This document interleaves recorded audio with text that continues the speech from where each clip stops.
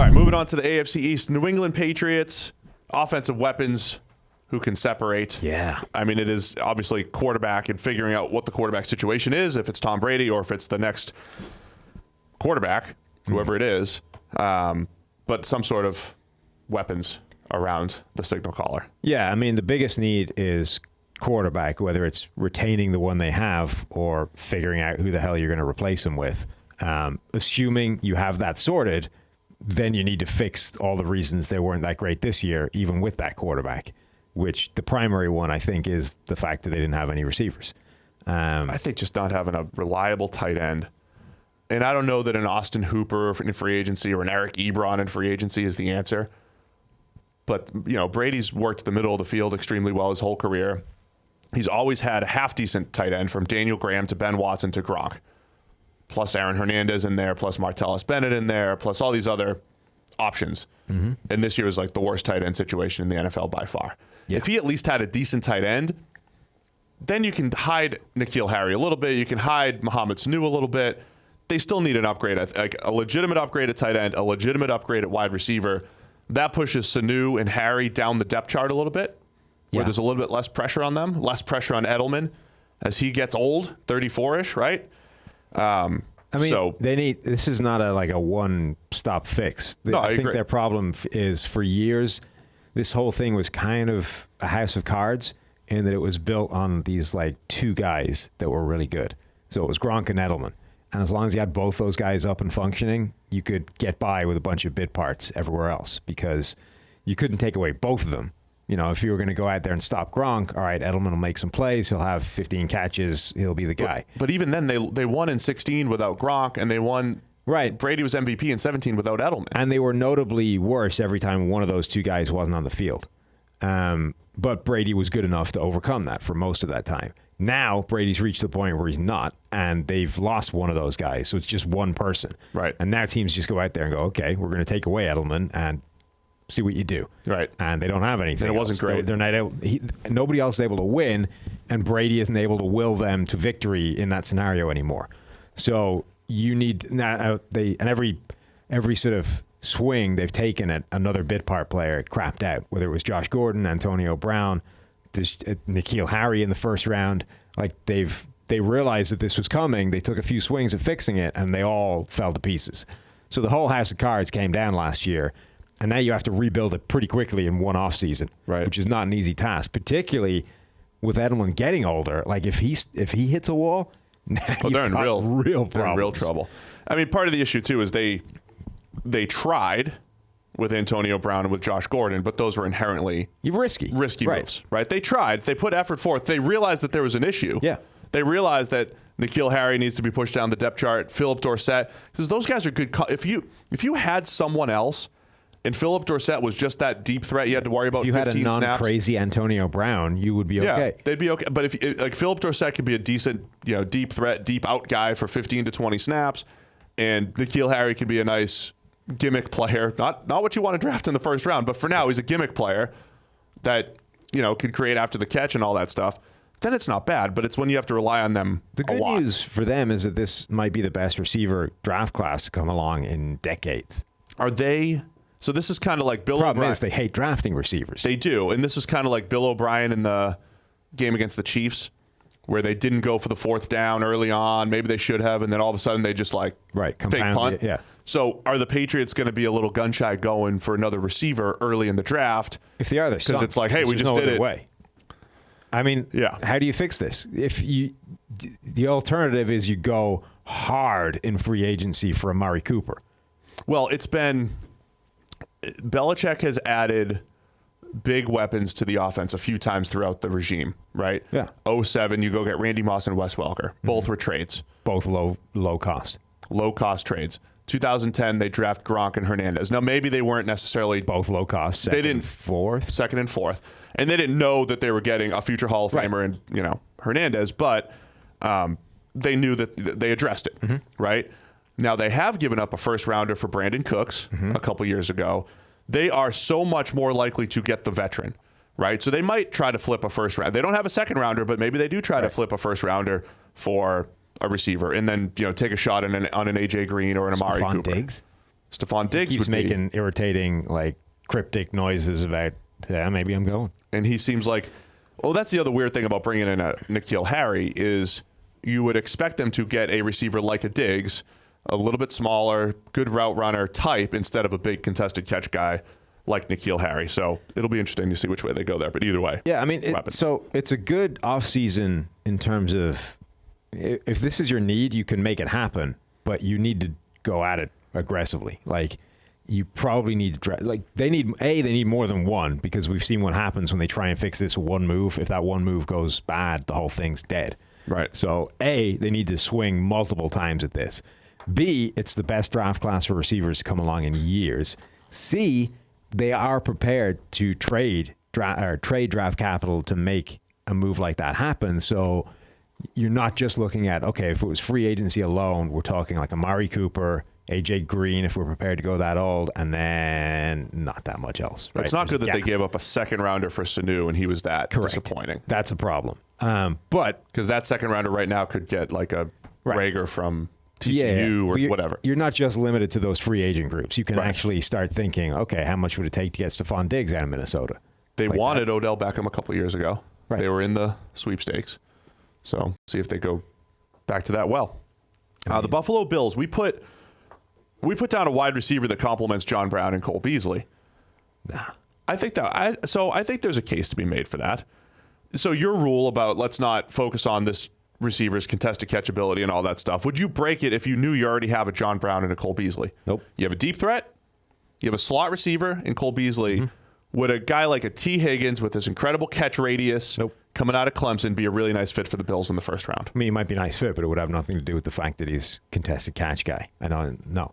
You'd rather three guys that could open rather than the different skill sets. It's not a reason to break it's not a reason to break that as a philosophy. The reason that's a philosophy is because the guys that you lead with as contested catch only are fundamentally worse receivers than guys that just get open.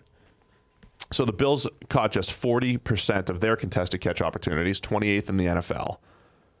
Do you think to get Josh Allen to become a better deep ball thrower, though, it is more about just give him this big body to throw the ball in the vicinity of? No, because that's the whole point. Look at the Cam Newton discussion. How many of his deep misses where the ball was just fired in there a million miles an hour and didn't land within 10 yards of his intended receiver? Like, if you make that guy 6'5" and running 0.3 of a second slower and now draped over by a cornerback, the ball is still missing it by 7 yards. Like, you didn't make that, like, you didn't go from incomplete miss to completion because the guy is bigger. You've just missed a bigger target. Not even a bigger target. Made catches on inaccurate passes. You've missed a larger human. But these are not that type of miss is not what Josh Allen is missing right now. I understand. Josh Allen is not putting the ball within the same zip code as the intended receiver. The problem is not like the amount of passes where John Brown was way past the rest of the defense. And didn't even there was no adjustment opportunity. Like, he had all the opportunity in the world to adjust to that pass because he's 5 yards open. Where the pass is not even close enough to him to make that happen. Like, that's my whole point with this whole separation thing is it actually gives you a bigger catch radius than catch radius guys. Yeah. Because all they can do is adjust to, like, essentially their wingspan. Whereas, if you're running behind the defense, it can be underthrown. Right. You can, when you have separation, turn on the jets for an overthrow. You can move. You can actually adjust beyond your own the frame of your body and make a catch in a much bigger window. Get guys that get open. Where would you go for biggest need then for the Bills? I think the Bills still need some. Jerry Hughes is getting on at this point. Yeah. And even if he wasn't, they have the same problem as the Steelers in terms of needing a second guy that can get legitimate pressure. So I would look at edge rusher in particular. I think they've made some steps on their offensive line. I think you can never have too many good offensive linemen. And this, again, appears to be a reasonable draft class for that. So I would take a few more swings at the O-line as well. I think the Bills have done a really nice job, obviously, defensively, right? They've had a good defense for 3 straight years, and they still don't have a ton of stars on the defense. Tre'Davious White is awesome. Didn't make the PFF 101, but he is awesome. And Ed Oliver's got some potential still. Jerry Hughes has been good. Tremaine Edmonds is overrated by tackle numbers, but they've got some athleticism and some talent on that side of the ball. I think a mistake that teams make, though, is feeling good. Like, they've got 3 straight years of feeling good about the defensive side of the ball.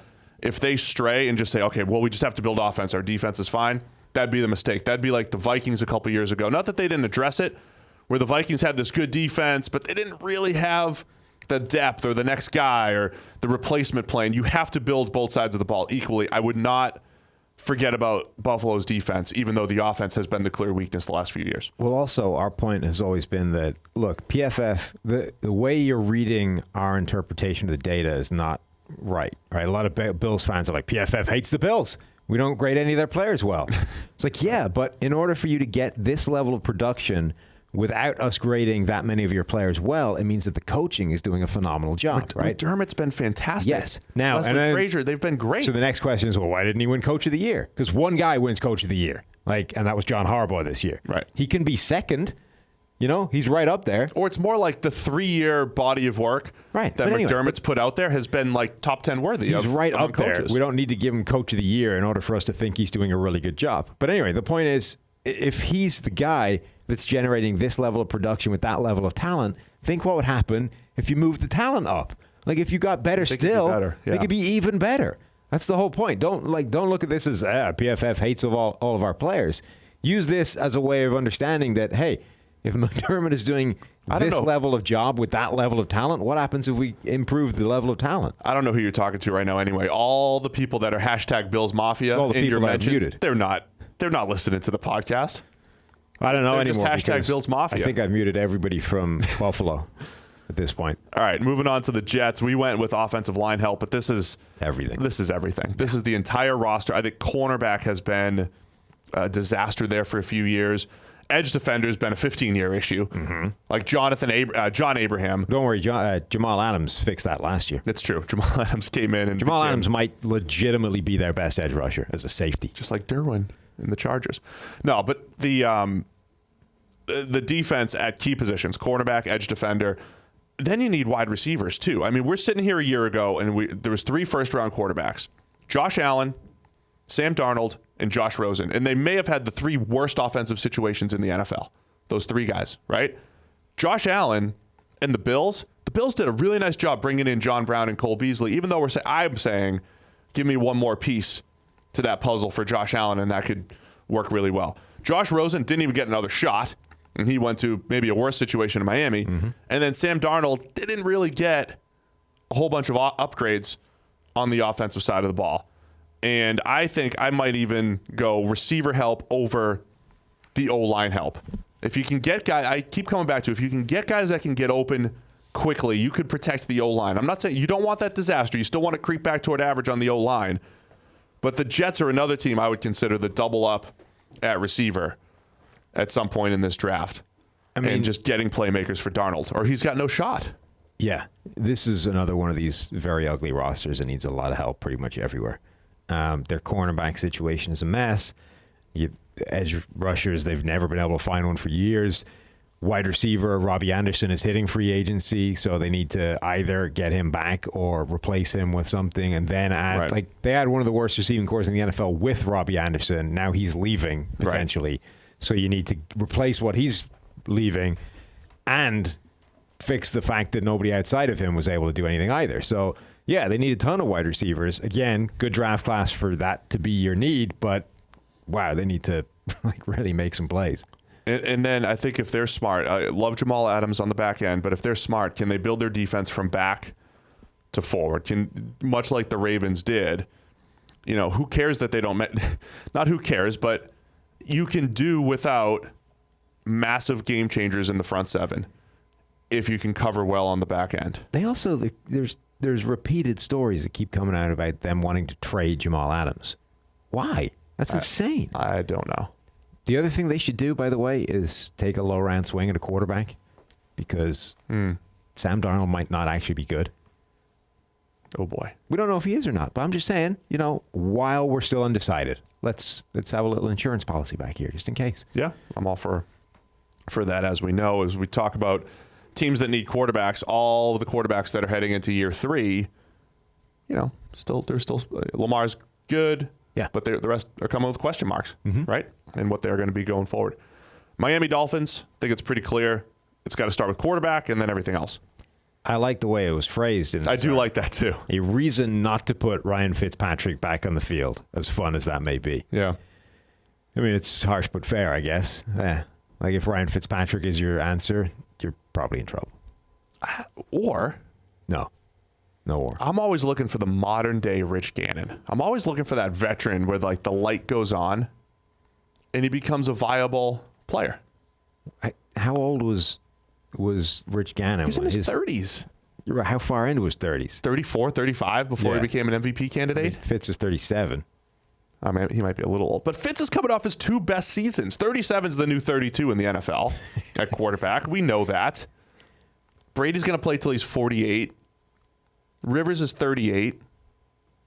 Yeah. Big Ben's 38. And all those guys kind of suck now. Fitz is peaking, though. Okay. All those guys took all those hits earlier in their career. Fitz was sitting on the bench, saving himself, throwing picks instead of taking sacks. Fitz had this mapped out to play well into his 40s. He's coming off his best 2 seasons. Okay, maybe not, but... Gannon might have been older than I thought he was back in that season. Yeah, see? 65 is his birthday. He's 65? No, 65. Oh. December 20th, 1965. So he was 35 in 2000. And he took him to the Super Bowl in 02 was his MVP year, right? Well, right around 2000 is when I think he started to become good. Yeah, so 35 and then was MVP caliber in 02, which was 37. See? Okay. Now, Gannon was a slightly different player than Fitz. Here's what Fitz has showed the last 2 years. Craziness.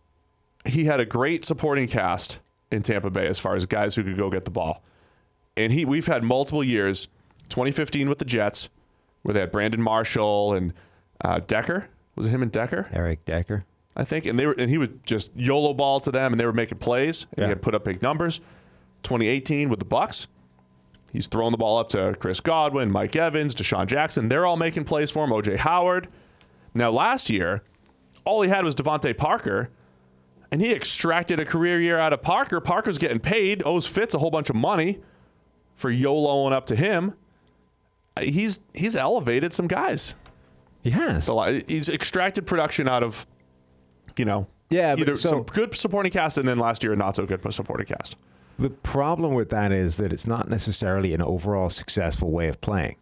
Like, you can definitely make receivers look very good because you're going to give them a ton of opportunities to make plays. And ultimately, receivers are a little bit like running backs in terms of they're all kind of good at this level, right? And a lot of them they just need the ball to be in the air for them to go make some plays. Now, what separates, Julio Jones from somebody who's just another guy is the percentage that they make of those plays when you throw the ball vaguely near them.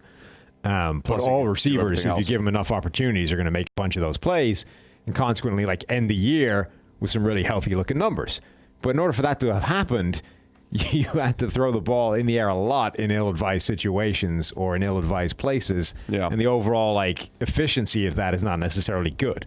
So Fitzpatrick might make a lot of wide receivers look great, but it doesn't necessarily mean that it's healthy for the offense. No, I understand. So either way, Dolphins are going to be looking for a quarterback. Yeah. That's a big thing. And then a whole bunch of offensive line to put around him because they have one of the worst units that's ever seen the field. O-line needs to get back toward average. They need playmakers to throw to. They need corners. Yeah, everything else. I mean, they're bad. Pass rushers. Linebackers who can cover. The whole thing in Miami. But the offseason will be built around, do they make a move for Tua? Do they try a Justin Herbert? Do they wait? Do they take all this draft capital and continue to flip it forward and get into the Trevor Lawrence sweepstakes for next year? Well, we've already seen they're bad at tanking. I know. But, they're competing with maybe the Panthers might be in full tank mode. The Bengals could still be bad again. Some surprise team could sneak in there and tank. The Patriots could just let Brady walk and roll Jarrett Stidham out there and tank to go get Lawrence. That's possible. I don't think you can realistically look at that. I don't think you can look at next year. Next year's the year. But whatever about, I think you can do it in terms of next year is a really strong draft class for this position. Yeah. So we don't have to go hard at that this year. I don't think you can look at it and say next year's number 1 overall pick is going to be incredible. Therefore, that's what we target. So here's the thing. For two reasons, right? One, because I just don't think you can like functionally, institutionally tank in that regard for the whole season. Right. And two, because I honestly don't think people are that good at projecting the number one overall pick a year out. Like, there's so many times... Well, nobody knew Burrow a year ago. Exactly. And there's so many times where a guy was, like, the presumptive number one overall pick before people actually really dove into, like, analyzing him. And then in 9 months' time... So the narrative is always, oh, if he'd come out a year ago, he'd been the number one overall pick. It's like, no, he wouldn't. We'd have just evaluated him then and realized all the problems. Or if he was, and he still would have slipped. Or if he was, you would have been really wrong. Like, Matt Barkley had a year where everybody expected him to be the number one pick. But that's happened like every year where there was like, oh, if this guy came out last year, number one Andrew overall Luck pick. was a number one pick from his freshman year. Sure. Jameis Winston was the number one pick from his freshman year. Those two stood. Right, but the point is, Myles Garrett was number one pick start to finish. A year out, most people haven't actually evaluated the person, and therefore you're flying kind of blind. Nick Bosa, people knew was the number one pick. I mean, in the mix, but quarterback's a little bit different. Either way, it is interesting if the Dolphins, because it's not just Trevor Lawrence. Justin Fields is out there as well from Ohio State. The Dolphins might be weighing, we could have Tua with an injury concern. We can have Justin Herbert, who we don't love. We could have someone else in the second round. They've got all this draft capital. They could do like the second round, maybe take a shot, and then just kind of see where the cards land next year with all their draft capital. Trevor Lawrence on the board, Justin Fields, whoever else emerges as a top quarterback candidate, and say, look, we're in this for the long haul. The way to do it would be, that idea that you can flip a second round pick this year for a first round next year. Yeah, and they've got 3 firsts already. Yeah, so that way they should just stockpile.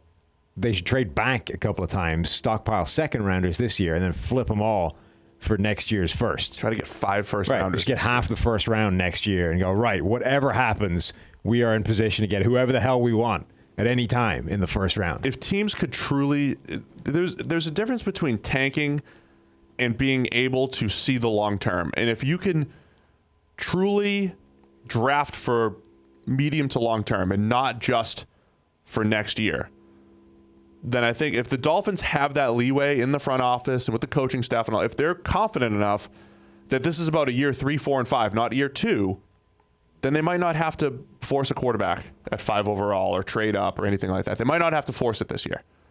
And I'm okay with that. I'm okay with that if they've got that type of confidence and they can go long term. We'll see. Because that's what kills franchises is that impatience sometimes. Yeah, agree. But I also like taking shots at the quarterback position anyway. So... You want to get rid of me and get back to more great PFF YouTube content? All you have to do is push that button right there and subscribe. Thanks for watching.